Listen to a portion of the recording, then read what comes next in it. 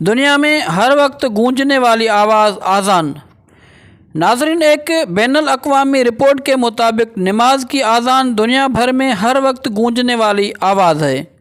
ہر روز Indonesia کے مشرقی جزائر سے طلوع آفتاب کے ساتھ فجر کی اذان شروع ہو جاتی ہے اور بیک وقت ہزاروں مؤذن اللہ تعالیٰ کی توحید اور رسول صلی اللہ علیہ وآلہ وسلم کی رسالت کا اعلان کرتے ہیں۔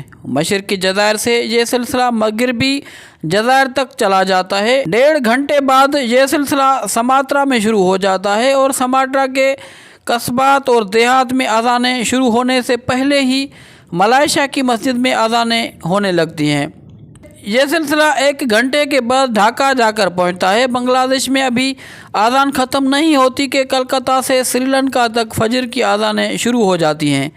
یہ سلسلہ کلکتہ سے بمبئی تک پہنچتا ہے اور پورے ہندوستان کی فضا توحید و رسالت کے اعلان سے گونج اٹھتی ہے۔ سری نگر اور سیالکوٹ میں فجر کی اذان کا وقت ایک ہی ہے۔ سیالکوٹ سے کوئٹہ، کراچی اور گوادر تک 40 منٹ کا وقفہ ہے۔ اس عرصے میں فجر کی اذانیں پاکستان میں گونجتی رہتی ہیں۔ پاکستان میں یہ سلسلہ شروع ہونے سے پہلے افغانستان اور مسقط میں اذانیں شروع ہو جاتی ہیں۔ مسقط سے بغداد تک 1 گھنٹے کا فرق ہے۔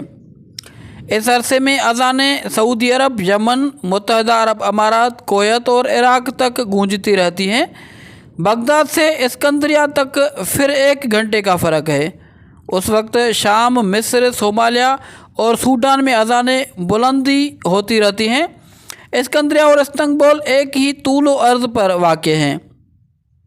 اسکندریہ سے طرابلس تک 1 گھنٹے کا فرق ہے۔ اس عرصے میں لیبیا اور تیونس میں اذانیں ہونے لگتی ہیں۔ یوں فجر کی اذان، جس کا آغاز انڈونیشیا کے مشرقی جزائر سے شروع ہوا تھا، 9.5 گھنٹے کا سفر طے کر کے بحر اوقیانوس کے مشرقی کنارے تک پہنچتی ہے۔ فجر کی اذان بحر اوقیانوس تک پہنچنے سے پہلے مشرقی انڈونیشیا میں ظہر کی اذان کا وقت ہو جاتا ہے۔ اس طرح کرہ ارض پر 1 بھی سیکنڈ ایسا نہیں گزرتا جب لاکھوں مؤذن اللہ تعالیٰ کی توحید و رسالت اور رسول صلی اللہ علیہ وآلہ وسلم کی رسالت کا اعلان نہیں کرتے، اور یہ سلسلہ قیامت تک جاری رہے گا۔